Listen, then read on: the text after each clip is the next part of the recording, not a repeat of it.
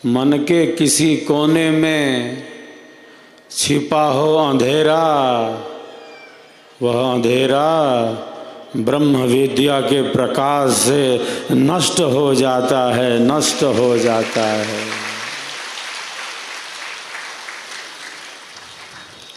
मन में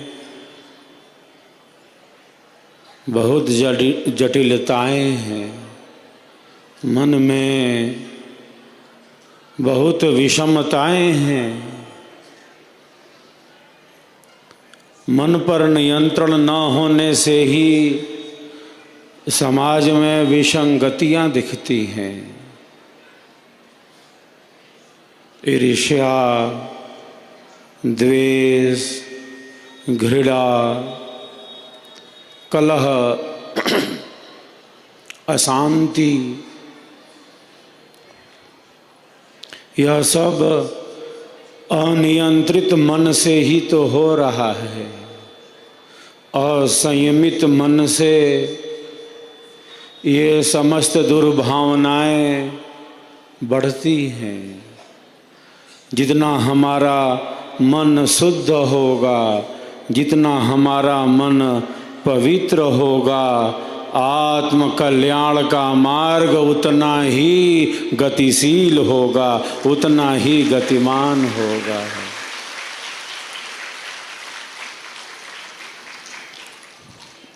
जैसे लोहे को पीट पीट कर इच्छित आकार का बना दिया जाता है, जहाँ जिस प्रकार से उसकी उपयोगिता हो, आवश्यकता हो, उसी प्रकार सत्संग के हथौड़े से, ब्रह्म विद्या के ज्ञान से, स्वर वेद के स्वर से अवगुणी मन को सद्गुणी बनाया जाता है, सद्गुणी बनाया जाता है।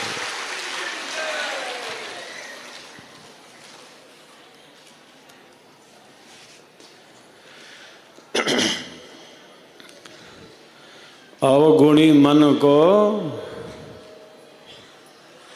सद्गुणी बनाया जाता है सत्संग से, स्वर वेद के स्वर से। जो हमारा अशांत मन है, अनियंत्रित मन है, वह क्रमशः आत्मा के अनुकूल होने लगता है।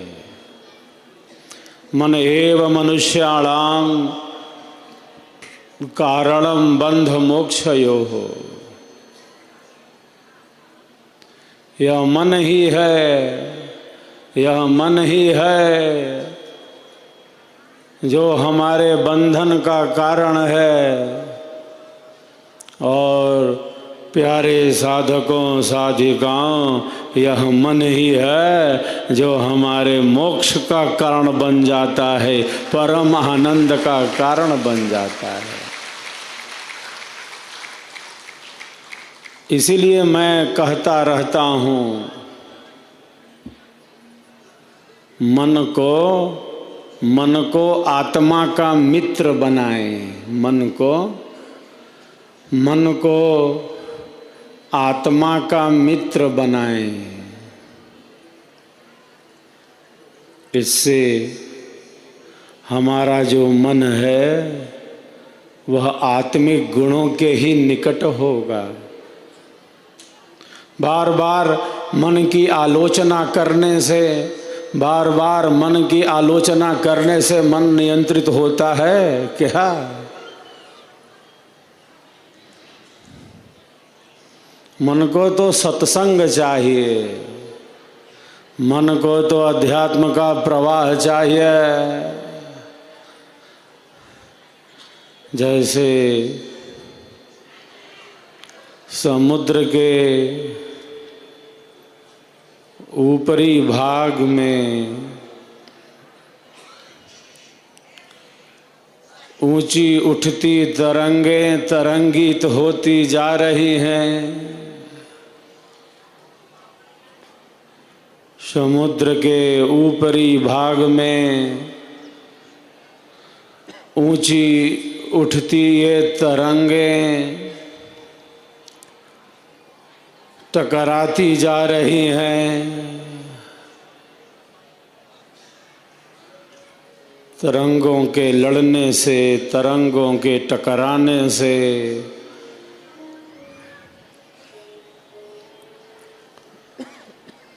चित्र विचित्र दृश्य दिख रहा है। कोलाहल हो रहा है, अशांति हो रही है, क्योंकि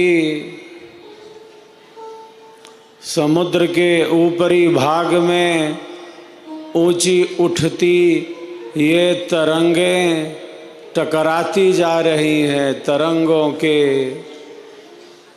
टकराने से कोलाहल हो रहा है, अशांति हो रही है।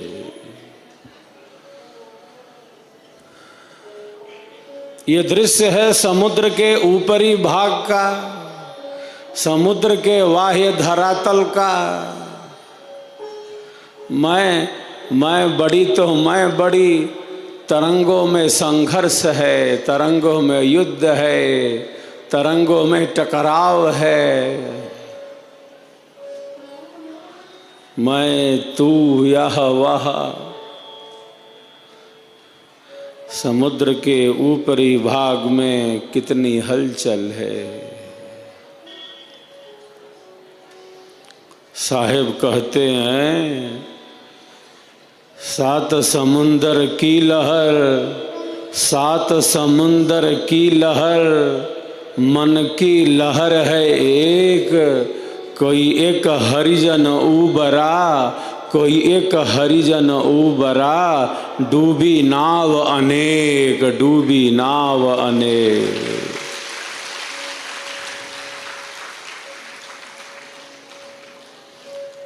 सात समुद्रों की लहर भी मन की एक लहर के सामने कोई अस्तित्व नहीं रखती। सात समुद्रों की लहर मन की एक लहर के सामने कोई अस्तित्व नहीं रखती। समुद्र में तरंगे टकरा रही हैं। समुद्र के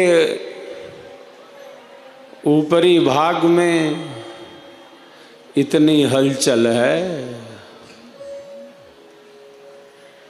हमारे मन में विचारों का कितना बड़ा प्रवाह है। हमारे मन में विचारों का कितना बड़ा प्रवाह है, जो प्रभावित होता जा रहा है, प्रवाहित होता जा रहा है। नाना प्रकार के विचार।